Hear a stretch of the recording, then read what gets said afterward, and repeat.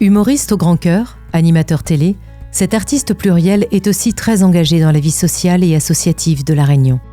Faut-il avoir peur de la mort ? Comment être bienveillant avec soi-même ? Faut-il se plaire pour s'aimer ?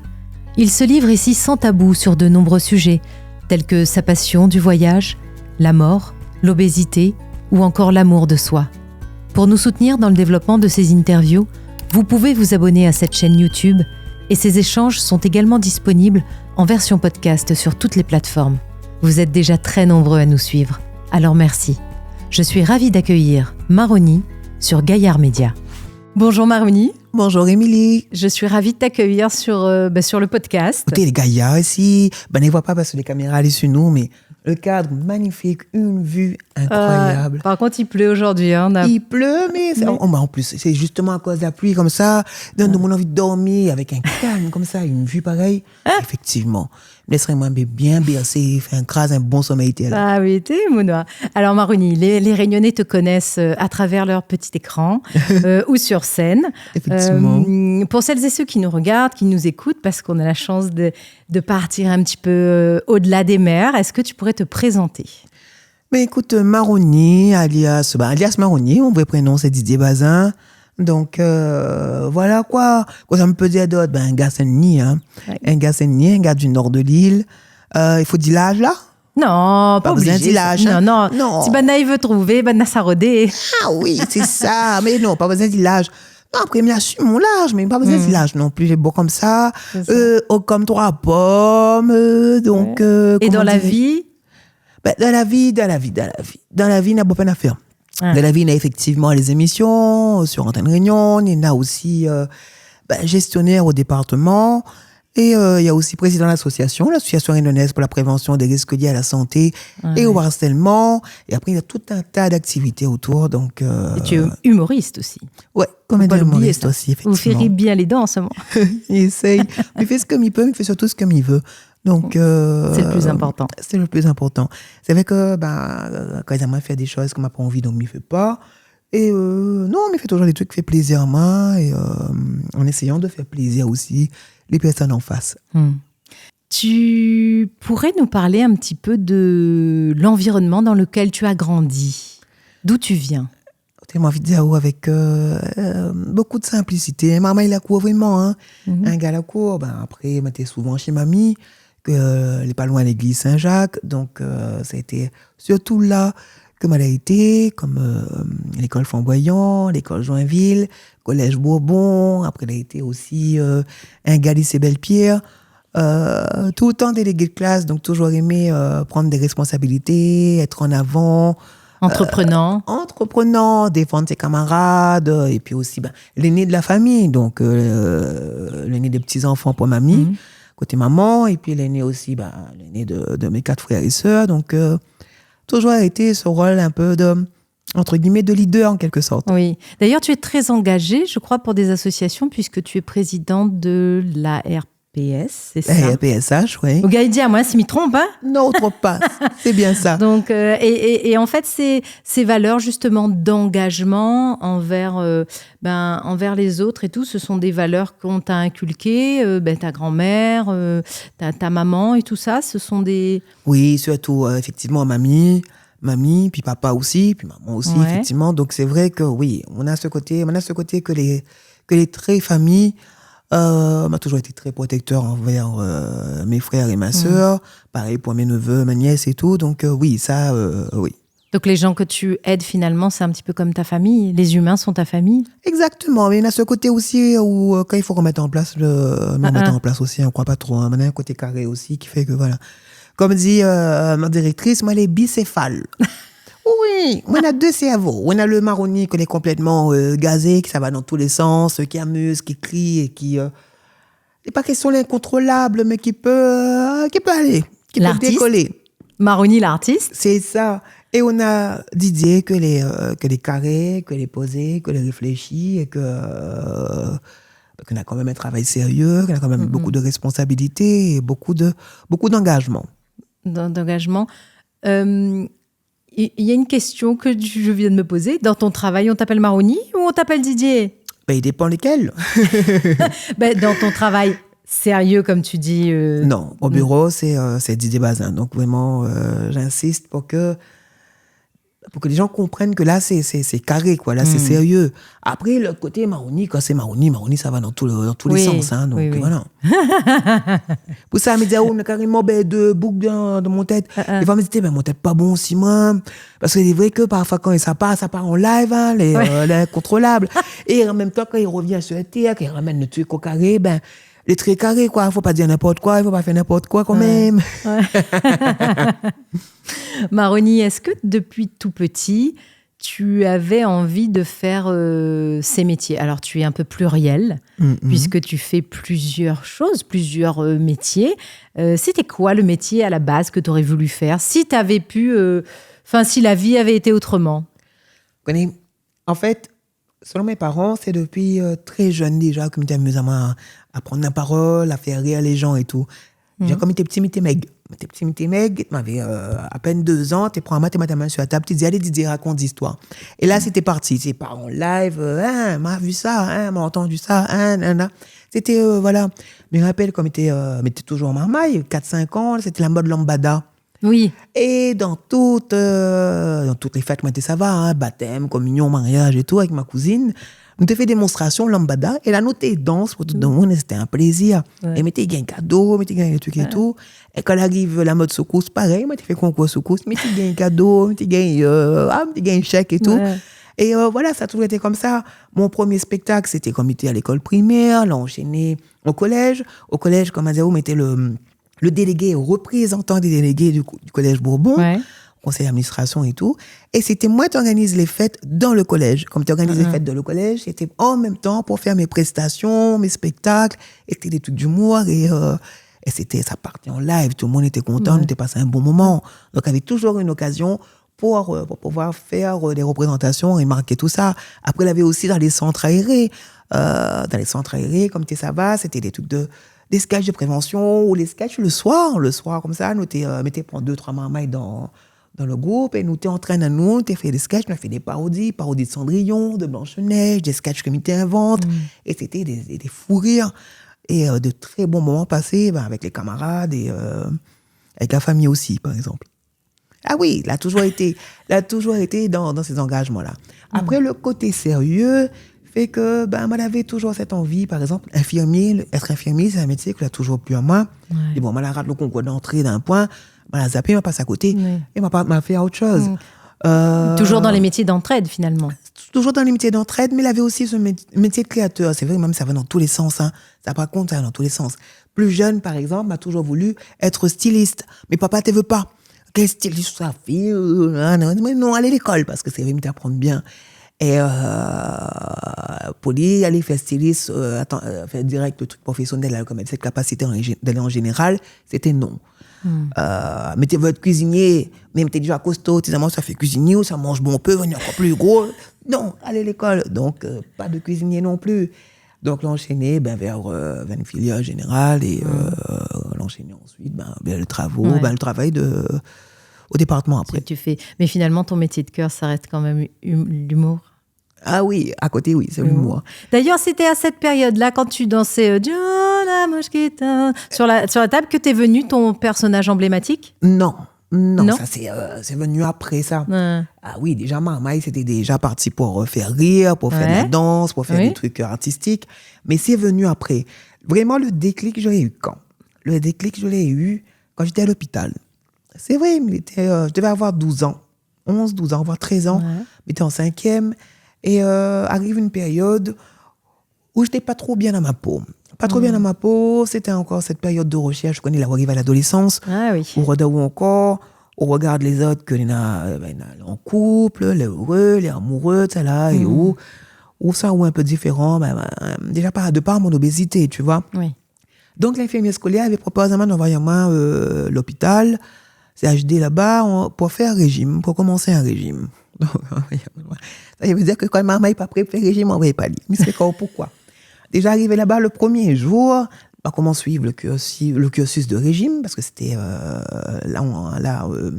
pédiatrie, on s'est lavé tout, le bon maman est malade et tout, donc, commence à manger légumes, beaucoup de légumes, très peu de riz, très peu de viande, t'es maigri.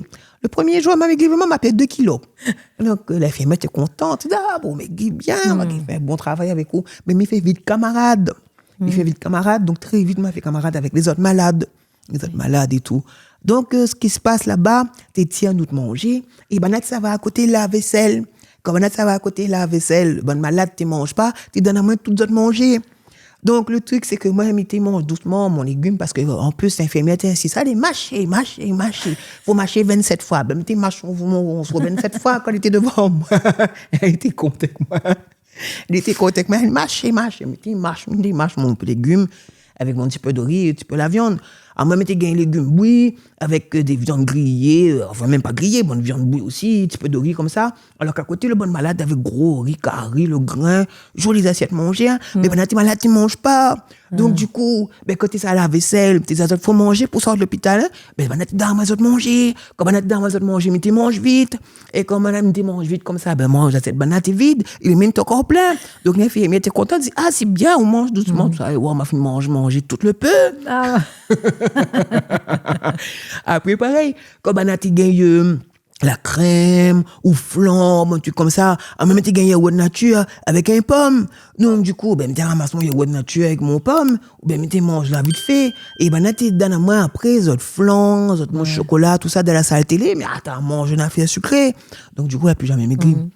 Elle n'a plus jamais maigri. Mais c'était pas ça le déclic encore. Le déclic, c'est que l'école ouverte. Il y avait une petite école pour permettre à nous de passer du temps, de divertir à nous le fait que nous étions à l'hôpital.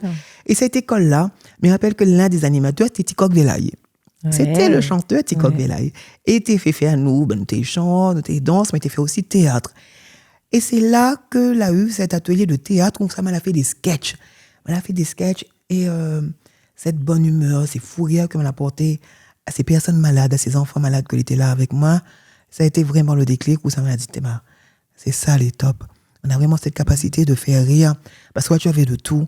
Tu avais la petite qui avait du cancer, il y avait un maman qui était brûlée, il y avait une fille qui était là parce qu'elle avait été abusée par son petit père. C'est là m'a dit, tu as des gens qui souffrent pour de vrais problèmes. Et moi, j'ai mal dans ma peau parce que je suis gros. Mais c'est non, on n'a pas le droit finalement. C'est là le vrai problème. Et de voir comment elle a pu apporter des moments de bonheur, de fou rire à ces enfants qui étaient comme moi, mais avec de vraies souffrances. Mais c'est non, on n'a pas le droit à moi de dire que j'ai mal dans ma peau parce que je suis gros. Il faut passer au-delà de tout ça. Et non, ça a été vraiment là le déclic. Et c'était vraiment là que m'a dit, non, je veux faire rire les gens, mais veut faire ce que j'aime et il veut vivre. Il veut vivre en étant bien. Et c'est parti comme ça.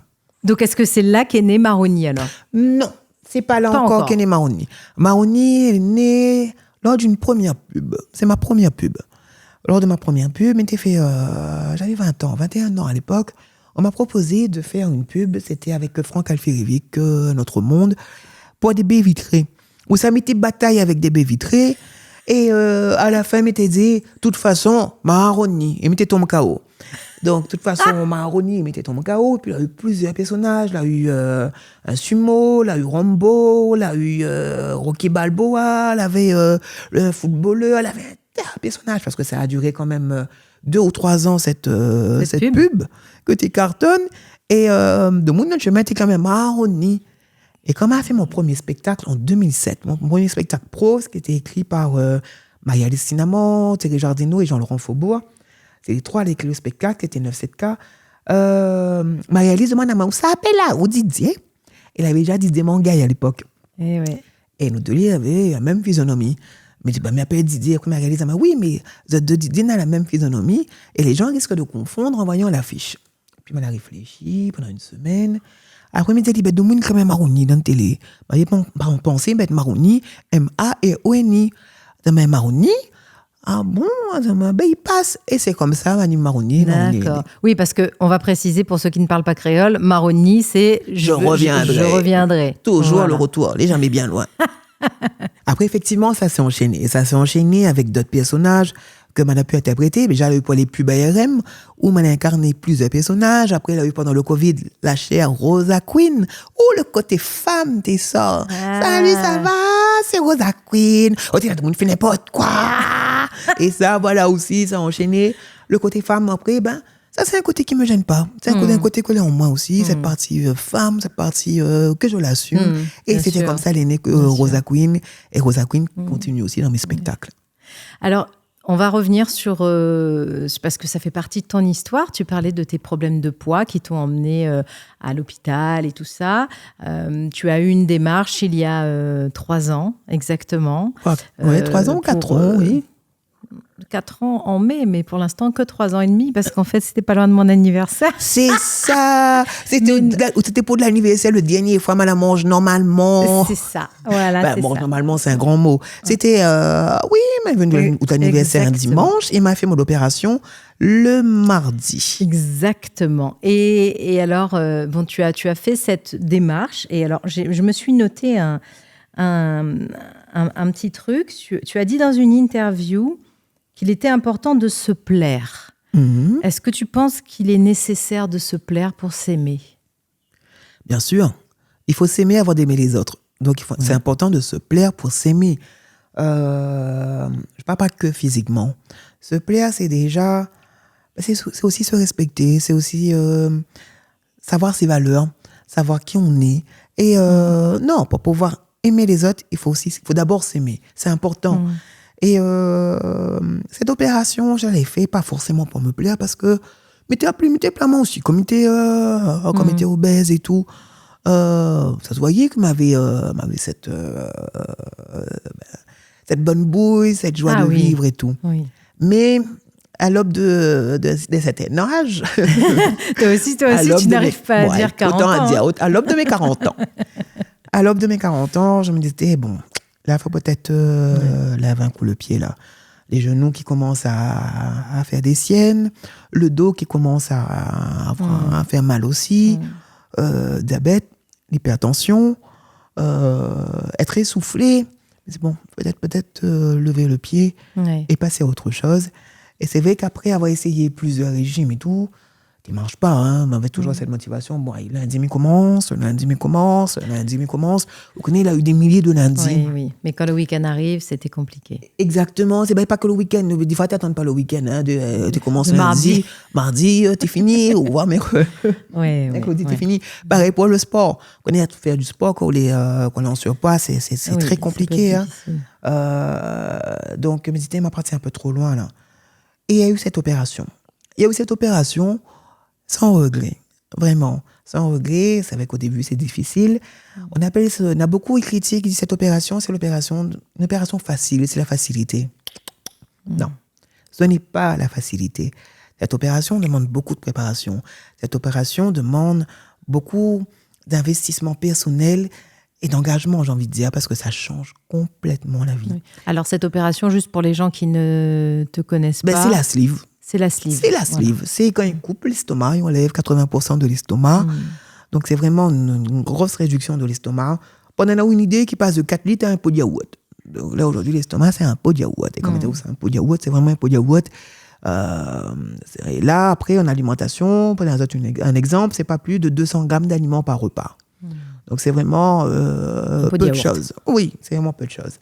Mais tu réapprends à manger, à découvrir les saveurs, à gérer ton alimentation. Les trucs trop gras, bouguez plus parce qu'ils dégoûtent à eau. Les trucs trop sucrés, pareil. Les trucs trop épicés, ça fait mal. Donc, c'est vraiment réapprendre tout ça. Les boissons gazeuses, pareil, il faut faire très attention. Et non, on a des choses comme ça où on a dû réapprendre. Et pareil, l'effort physique, très important. Bouger, faire du sport, monter les escaliers, faire de la marche, tout ça là, on apprend, on redécouvre. Oui. Et c'est vraiment un grand changement. Et est-ce que tu aurais peut-être pas, un message ou peut-être un conseil à des gens qui seraient dans cette même démarche que toi, qui hésitent ou qui savent pas trop où ils en sont par rapport à... S'ils savent pas trop où ils en sont, qu'ils réfléchissent encore. D'accord. Il faut vraiment faire cette démarche quand on est prêt et quand on a envie de le faire. Si vous voulez encore perdu, oui, mais me connais pas, oui, ça là. Parce qu'il faut pas le faire avec des regrets, parce que ils remettent plus, hein. Quand ils recollent pas l'estomac. Non, quand ils coupent, ils recollent plus, hein. Et c'est pas une opération sans risque, je préfère le dire.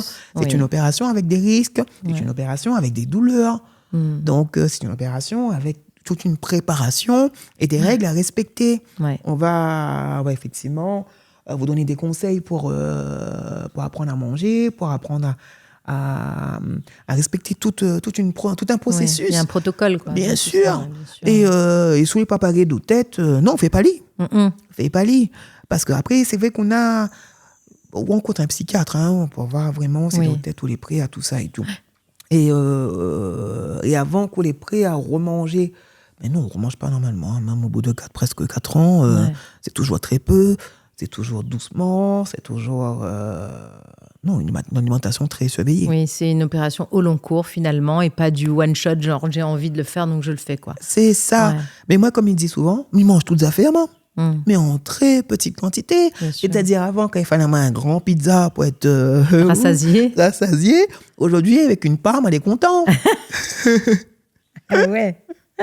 Aujourd'hui, avec une part, elle est content. Quand avant, ça va marcher forain, mais t'acheter 10, 12 samoussas, voire 15, comme avait faim. On mange mon samoussa. Aujourd'hui, comme il mange 2, voire 3 samoussas, c'est bon, mon ventre est plein. C'est pareil pour le baquet de bouchons. Avant, mais t'es fait un repas, t'es fait 12, 15 bouchons. Aujourd'hui, si je mange 3 bouchons, m'a bien mangé. Ouais. Et est-ce que tu peux dire aujourd'hui que tu es un peu plus bienveillant avec toi-même? Bienveillant avec moi-même, oui, effectivement. On est bienveillant avec moi-même. Et mais voilà cette optique où je vis. Je vis au jour le jour, advienne que pourra. J'ai des projets, je fais attention à toujours prévoir quand même ce qui peut arriver qui peut arriver de difficile ou de compliqué, comme par exemple même si on a 40 ans, ça fait des années qu'on a ma mutuelle décès, par exemple. Parce que comme il dit souvent, la fête, ça se prépare. On prépare une fête, on prépare un événement, mais la mort, on ne prépare pas, et nul n'est à l'abri d'un accident de parcours, nul n'est à l'abri d'une mort tragique, d'une mort qui arrive comme ça. Et j'ai quitté la case de mes parents, j'avais 20 ans. Et depuis l'âge de 20 ans, elle est ce qu'on appelle autonome. Elle est autonome, elle n'est jamais revenue chez mes parents. Elle m'a toujours travaillé, elle m'a toujours débrouillé en main tout seul. Et je veux que quand je pars demain, s'il m'arrive un accident, que je décède ou s'il m'arrive un truc mais ça va, mais pareil, n'être une charge et n'être être aucun problème pour personne. Parce que la mort aujourd'hui, il ne faut pas croire, c'est un business. C'est minimum 1800 € pour enterrer moun. Ou ça, on peut demander à notre famille de trouver 1800 € pour enterrer. Parce que même si on a des comptes, on a l'argent, ça les bloqué, ça. Mais là, il faut payer pour enterrer. Et pas tout le monde n'a droit aux aides ou telle protection ou tel truc pour avoir un enterrement. Le minimum pour un enterrement décent. Bien sûr. Oui. Donc, par exemple, cette mutuelle décès, ça fait des années que m'elle a pris ça et que m'elle a assuré mes arrières par rapport à ça. Pareil pour tout ce qui est des mutuelles de prévoyance, des mutuelles pour ma santé. Parce que je me connais comme elle n'est pas à l'abri de rien. Nul n'est à l'abri d'un accident de parcours ou d'une tragédie. Alors, tu fais une super transition, tu vois, parce que j'allais te demander si Maroni était quelqu'un de spirituel. Bien sûr. Bien sûr. Je crois en Dieu. Attention, ce que je vais dire risque de choquer. C'est en la religion que j'ai du mal. Plus forcément de croyance en la religion avec tout ce qui s'est passé, avec tout ce qu'il y a eu, avec cette pensée qui peut choquer, mais pour moi, la religion, c'est trop business. C'est devenu trop business, et quand même pas mal d'hypocrisie derrière. Mais en Dieu, je crois. Je crois en Dieu et je prie. Je continue à prier et je continue à avoir certaines croyances, mais pas toutes les croyances. Donc, quelle serait pour toi la définition de la spiritualité ? C'est personnel. C'est personnel. C'est personnel. Chacun a sa propre définition de la spiritualité. Chacun croit en ce qu'il a envie de croire et prie comme il a envie de prier. Bien sûr. Ça, c'est personnel, chacun sa foi. Et donc, tes petits rituels, tu disais à l'instant que tu priais, c'est quotidien ou c'est quand ton cœur te dit de le faire ou... Voilà, on l'a compris. Ouais. C'est quand mon cœur, il demande de le faire. Ouais. Ah oui. Et par exemple, s'il y a un endroit où ça m'aime bien aller, c'est à la Vierge Noire. M'aime ça. M'aime aller à la Vierge Noire, m'amène mon petit bouquet, m'acheter mon petit bouquet, m'acheter mon petit bougie, m'y assise là. Et c'est un endroit où j'aime bien. J'aime bien venir prier, j'aime bien venir m'asseoir et couper.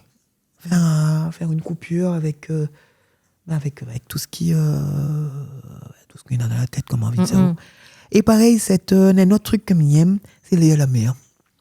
C'est aller à la mer. C'est de pas aller à la plage quand il y a soleil, bon, peu de monde, tout ça. Pas besoin de ça, moi.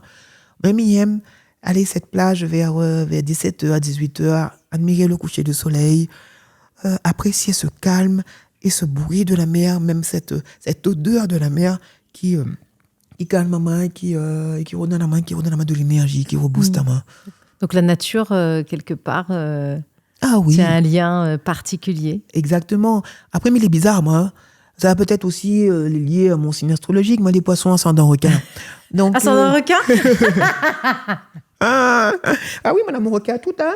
Donc, faut pas croire.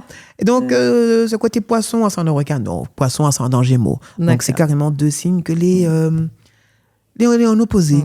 Tu as ce côté qui a besoin de bruit, qui a besoin d'ambiance, qui a besoin d'être entouré. Et on a ce côté où on a besoin d'être tout seul, d'être tranquille et de retirer la main. Dans ton bocal. C'est ça, d'être dans mon bocal, d'être dans mon monde et de retrouver ma main tout seul, vraiment. Tu crois que la nature nous enseigne des choses ? Bien sûr. Bien sûr. Et pour ça, il faut ouvrir les yeux et il faut ouvrir les oreilles. Quand on regarde et quand on écoute, on a des signes, on a des... Ah oui, il faut être... non, fais attention, il faut regarder avec beaucoup, beaucoup d'attention. Et franchement, on a beaucoup de signes autour de nous. Donc tu es très ouvert à tout ce qui va parler de loi de l'attraction, énergie, vibration. Ben, c'est peut-être... Oui, et ça c'est peut-être aussi en partie dû à mon hypersensibilité. Oui, mais hypersensible. Et c'est pour ça peut-être que parfois on a tendance à mettre ce masque qui fait que je vais mettre certaines distances et me braquer pour me protéger. Ouais. Pour me protéger parce que peut-être quelqu'un qui pleure quand ça va pas, qui crie quand ça va pas, et qui rit quand ça va, et qui dit je t'aime, et qui dit merci, merci la vie, merci de m'aider, merci de m'entendre, merci de m'écouter, de me soutenir. Voilà.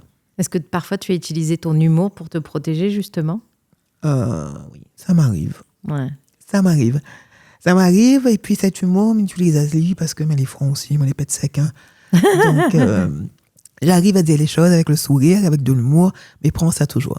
Ah ben il est important. Ouais, non, mais il refuse de garder les choses en main et de ramasser des choses en main pour faire plaisir au monde. De bouillir ça, c'est une affaire pour 10 mois, on sort à où, moi c'est fini. Ça. Et après, il n'y a pas de rancune. Moi, si on a dit à quelqu'un ce que m'en avait pour dire, c'est fini. À l'instant, allons boire, allons rire, on fait la fête. Mais ma fille me dit ce que m'avait dit où. Par contre, si me dit ah bon, et qu'elle me dit pas rien, c'est que Vous avez entendu donc c'est le côté requin. Bon, c'est le côté requin, voilà. Ah bon, c'est requin. Un jour, tu as dit que tu te considérais comme un grand enfant, rêveur et libre. Tu penses que c'est important de garder son âme d'enfant ? Bien sûr, et ça, je l'ai gardé. Je l'ai gardé, mon âme d'enfant. Et aujourd'hui, même à l'âge de 40 ans, je dis toujours comme il sera grand. Comme il sera grand, mais ça fait ça. Comme il sera grand, mais il aura ça. Parce que on n'arrête pas de grandir. On n'arrête pas d'apprendre. Oui, c'est vrai. On n'arrête pas de grandir. Moi, j'apprends chaque jour que Dieu fait. Et je suis fière de ça. Et non, la découverte, rencontrer des gens, découvrir de nouvelles choses, c'est génial. Et tout le temps, on me dit ça. Je n'arrête pas de grandir et je n'arrête pas d'attendre. Et j'ai encore des objectifs à atteindre. Et je veux atteindre encore ces objectifs que j'ai. Ah non, on a des rêves. Et puis, on est rêveurs. Ça, oui. Pour rêver, mes rêves, maman, des fois, on met dans une bulle. Mais c'est peut-être quand il vient, rentre dans ma bulle et qu'il casse ma bulle n'importe comment, qu'il sort ta main de mes gonds. Et ça, il faut pas... Laisse la main de mon premier rajout. Ah oui. Oui, comme il dit souvent, occupe pas où. Tu parles de rêve. Ce serait quoi ton plus grand rêve Natro. Natro, mais au moins N. Non, ben Natro. Natro. Ben Natro. Donc, non, mais gazément. Ah oui, ben c'est poisson, c'est rêveur. Hein. Donc, non, mais un réalisable. À court terme, si tu en avais un. Non, après, non, mais il ne veut pas trop dire parce qu'il veut réaliser, donc il ne faut pas dire. Ouais. C'est non, ça. C'est non, tout le monde a trop le après. Oui. Non, des bonnes rêves. La qualité rêve, là. Non, par contre, ça, c'est un conseil. Il ne faut pas dire tous tes projets parce que là, tout le monde dit, après, il y a le qui bon peu, il ne marche pas après. Donc, non, il ne faut pas tout dire. Ah oui, non. Vous faites tes rêves en secret, le succès se chargera du bruit. Ah oui. Oui. Oui. Donc, voilà. Et ce serait une devise pour toi, ça? Ah oui. Ouais. Moi, ma devise, c'est advienne qui pourra, fais tes projets en secret, et tes rêves, et la réussite se chargera du bruit. La vraie force, faut y croire, pas capable, les morts sans essayer. Ah oui, il y a plein de trucs comme ça. Alors. Oui, et puis, il y a un truc que me dit souvent, c'est quoi un non? On comprend quoi me dire ou là? C'est quoi un non? Ou veut un truc, ou demande. Ou ça va, ou demande. S'il a dit oui, génial, tant mieux, ou fait. S'il a dit non, on a une phrase dans mon cœur qui me dit, pour réconforter de mon nom, et tant pis. Et puis, une fille me dit souvent, je paie à jamais. Vous connaissez ça aussi? Ouais. Je gagne ou j'apprends. Je gagne ou j'apprends. Ouais. Et ça aussi m'apprend ça à mes neveux, parce que moi, mes neveux que les sportifs, et des fois quand c'est gros que élève, parce que vous avez la peur, mais ils disent, non. Ouais. Écoute, quand tonton il dit, je paie à jamais. Je gagne ou j'apprends. Parce qu'il faut savoir se remettre en question. Ça aussi, c'est important. Se remettre en question. Pas tout le temps, hein, parce qu'on n'a pas tout le temps tort, ou c'est pas tout le temps notre faute. Mais il faut savoir trouver le juste milieu et essayer de comprendre mais quoi ça va se passer, pourquoi on va pas gagner. Quand tu as eu... parce que du coup, vu le jeune âge que tu as quand même un bon peu traversé la vie. Tu as forcément, ou peut-être pas, si tu as eu de la chance, traversé et fait face à des échecs, des défis.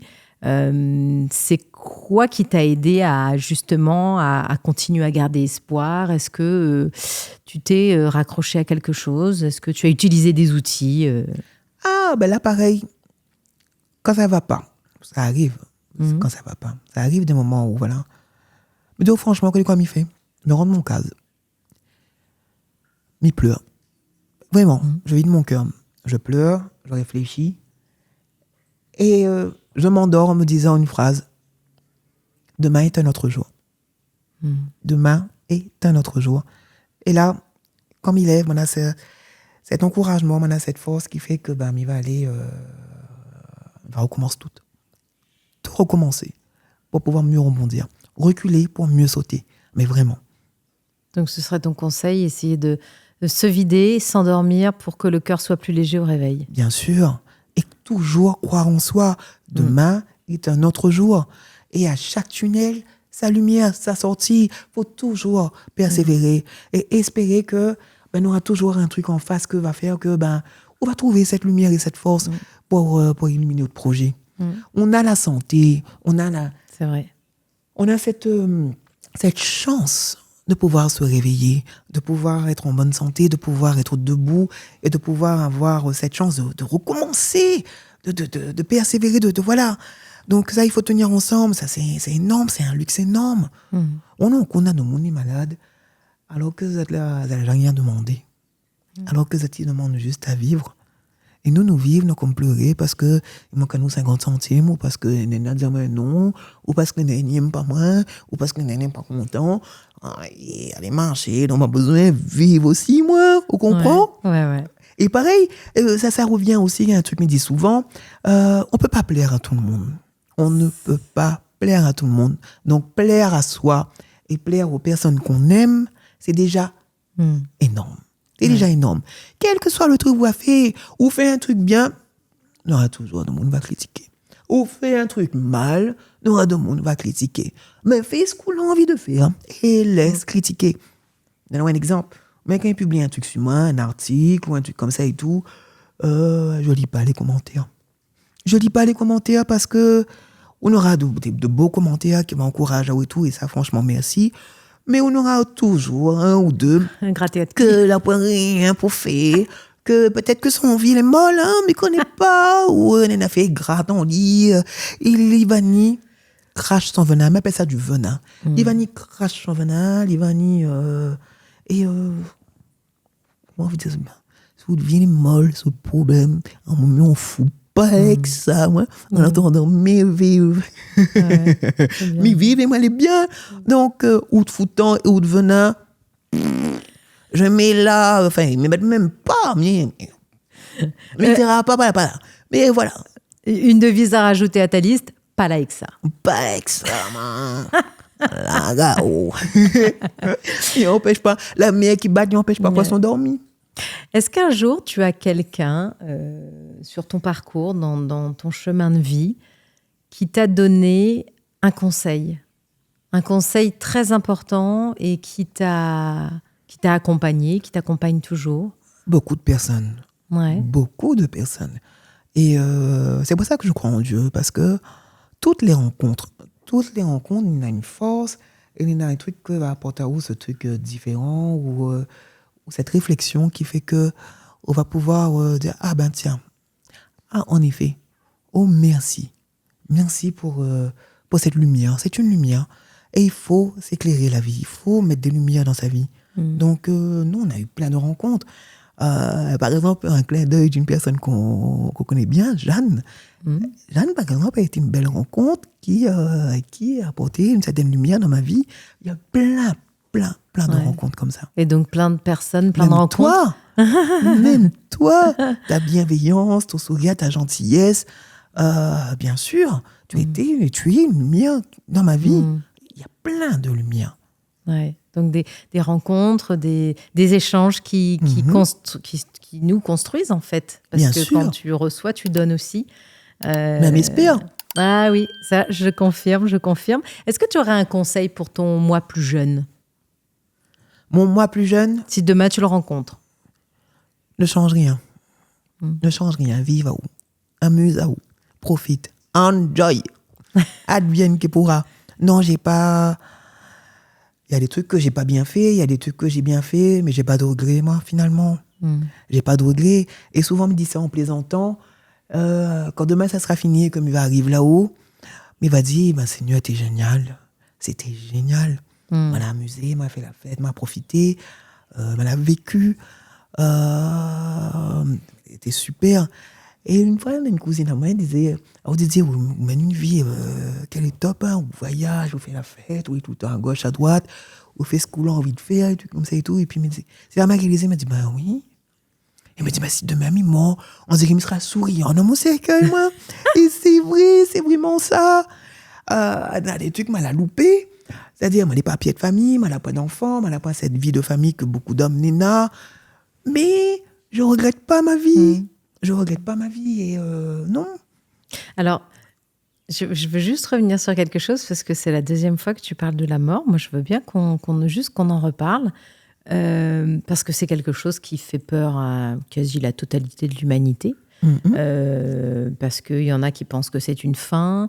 Est-ce que toi, tu le verrais plutôt comme un passage Est-ce que tu en as pas peur, en fait? Pour moi, c'est un passage. Non, j'ai pas peur de la mort. J'ai pas peur de la mort parce que pour moi, c'est un passage. On est tous de passage sur Terre. On est tous de passage avec une mission, avec des missions. Et oui, on est tous de passage. J'ai pas peur de ma mort. J'ai peur de la mort des personnes que j'aime parce que je sais qu'ils vont me manquer. On se retrouvera, comme dit souvent. Mais de ma mort à moi, non, j'ai pas peur. Donc, t'as pas peur de... Parce que finalement, on est seul, on meurt seul. Donc, c'est une forme de solitude. Donc, toi, poisson, dans ton bocal, tu n'as pas peur finalement de cette solitude, en fait. Non. C'est pour ça, après, on a une chanson d'Alida, même bien, pour ne pas vivre seul. Ça, j'aime bien écouter ça. Ah, pareil, comme elle n'est pas bien aussi, mais m'écoute beaucoup la musique. M'écoute beaucoup la musique. Et c'est beaucoup de chansons à texte, comme Pour ne pas vivre seul, de Dalida, comme... tu vois, il y a plein de chansons comme ça qui m'apportent des choses, qui me font réfléchir. Donc, voilà. On va parler culture un petit peu, culture de la Réunion maintenant. Qu'est-ce que tu aimes préserver de notre culture réunionnaise? On a une belle culture. On a une belle culture, que ce soit la culture culinaire déjà. Notre culture culinaire, elle est magnifique. Tiens, manger créole, les bons, ça m'a Ah oui. Manger créole, les bons, ça. Hein. Et c'est vrai que moi, qui voyage et que là déjà, qui voyage beaucoup, il a déjà goûté pas mal de plats, mais pas d'autre que manger à Réunion, les bons. Ouais. Après, notre culture, notre savoir-faire, notre partage. On a une belle culture de partage. Notre culture musicale aussi, les biens aussi. Encore trop peu exporté, je pense. Encore trop peu exporté parce que peut-être qu'on n'arrive pas à avoir une certaine évolution. Par exemple, les Antillais, ils exportent beaucoup parce qu'ils ont cette belle influence américaine que l'a aidé, que l'a apporté certaines choses. Nous, on exporte, mais pas suffisamment, effectivement, parce que peut-être qu'il manque à nous d'influence, il manque à nous, je ne sais pas. On n'est pas musicien, donc on ne pourra pas dire où. Je ne suis même pas sûre que les musiciens sachent comment faire aussi différemment, parce que on s'exporte, en tout cas un petit peu, mais ça ne fait pas de bruit. Après, il y a les grands noms, nous arboutants comme Daniel Waro, qui arrivent à faire des grandes scènes à l'étranger et tout, mais cette jeune génération-là, c'est compliqué, tu vois. Et je ne suis même pas sûre qu'on puisse avoir... qu'ils sachent eux-mêmes comment faire pour s'exporter, tu vois. C'est ça. Ben, on a bien voir. Peut-être qu'un jour, on va trouver un petit gars, va arriver, va connaître comment vraiment on fait pète les affaires, quoi. Donc... Est-ce que tu as espoir dans l'avenir? Espoir dans l'avenir, bien sûr, il faut. Il faut avoir espoir dans l'avenir. C'est où vivre sans espoir, comme on vive. Ouais. On vit tout avec espoir. On vit tout avec de l'espoir. Parce que on croit toujours en une vie meilleure, on croit toujours en son avenir et l'avenir de ses proches, même de tout le monde meilleur. Il faut toujours souhaiter le meilleur. Sous reste de le négatif, oui, mais là, oui, mais tout le temps. Ben, le négatif n'attire que du négatif. Donc, faut toujours être dans le positif, faut toujours croire en quelque chose de meilleur va arriver et que toujours croire en l'avenir meilleur. Toutes les choses meilleures, il faut être positif, même positivement. La pensée est créatrice, hein? Donc... La pensée, elle est créatrice, la vie, elle est créatrice, moi, elle est créatrice. C'est ça. Mais il ne faut pas que dans le créatrice, nous, est triste. Ben oui, non, mais franchement. C'est ça, c'est vrai. Non, parce que c'est vrai que quand on voit tout ce qu'il y a en ce moment dans le monde, c'est quand même pas très drôle. Hein. Oui, et il faut regarder aussi. C'est important même si c'est triste et même si c'est dur, de savoir ce qui se passe autour de nous. Ça, vous connaissez quoi, il y a dans nous, à garder les pieds sur la terre. Et aussi à comprendre la chance qu'on a. La chance qu'on a de vivre ici à La Réunion, ou d'être français. Vous connaissez, tout le monde ne sera pas d'accord avec moi comme il dit ça, mais moi, je suis fier d'être français. Je suis fier d'être européen. Je suis fier d'être réunionnais. Et on est content de la vie que on est là aujourd'hui, parce que maman elle est vraiment pire, beaucoup pire que nous. Et c'est vrai que il peut manquer des choses. C'est vrai qu'on peut avoir certaines pensées que les difficiles, que les injustes et tout. Mais allume un instant télé, ou regarde ce qu'on est là en Afrique ou dans certains pays en Amérique latine ou certains pays, d'autres pays en souffrance. Et nous pouvons voir là que finalement, on a de l'eau au robinet, c'est vrai. Courant. On n'a peut-être pas le luxe, mais on a un minimum à manger et à boire. Et l'air qu'on peut respirer, on est libre. Et là, pas tout le monde est dans la liberté, même aujourd'hui, au XXIe siècle. C'est vrai. Eh ben, tu vois, sur ces belles paroles, on a bientôt fini. J'ai une dernière question. Tu sais pas qu'on mime. Ben oui. Moi, j'ai une dernière question. Maroni, qu'est-ce qui est gaillard aujourd'hui dans ta vie? Gaillard aujourd'hui dans ma vie? Ben, tout. Ah ben oui, même dans les moments difficiles, même dans les choses de galère, il y a toujours ce truc où ça, ben, il faut rebondir. De gaillard dans ma vie, c'est on est en bonne santé, on a mon travail, on a l'argent pour vivre, quoi. Bah oui. Mais pas plus riche qu'un autre, mais on a l'argent, j'ai envie de manger de pain, mais ça trouve, m'acheter mon pain, mais mange. J'ai envie de boire ça, mais ça acheter du boire. J'ai envie de faire mon plaisir, mais ça, il fait mon plaisir comme il peut. Et puis aussi, il y a notre passe-temps, notre passion que j'aime, et ça me sert à mon ceinture pour ça, c'est voyager. Ouais. Et on adore voyager, on adore découvrir, faire plaisir à mes proches. Non, mais il y a plein de choses que les gaillards, parce qu'il faut toujours, comme tout à l'heure, me dit, trouver de la positivité dans ce qu'on a et dans ce qu'on fait. Dans tout. Oui, dans tout. Dans tout. Plein de projets à venir, Maroni. Yes, mais me dis pas. Mais c'est bien, faut pas dire. Voir. Parce qu'on suit sur les réseaux sociaux. C'est ça, justement, sur les réseaux sociaux, on peut te retrouver. Ben, écoute, sur Facebook, c'est Maroni Bazin. D'accord. Ça m'a fait un mix Maroni Bazin. Et sur Instagram, c'est Maroni 974. Ok, bah, très bien, on va tous remettre tout ça en bas de la vidéo. T'es Maroni, t'es gaillard. Ah ben oui, merci en tout cas, Émilie. Merci à toi. Et Gaillard Média, elle est trop sympa, quand même. Au top.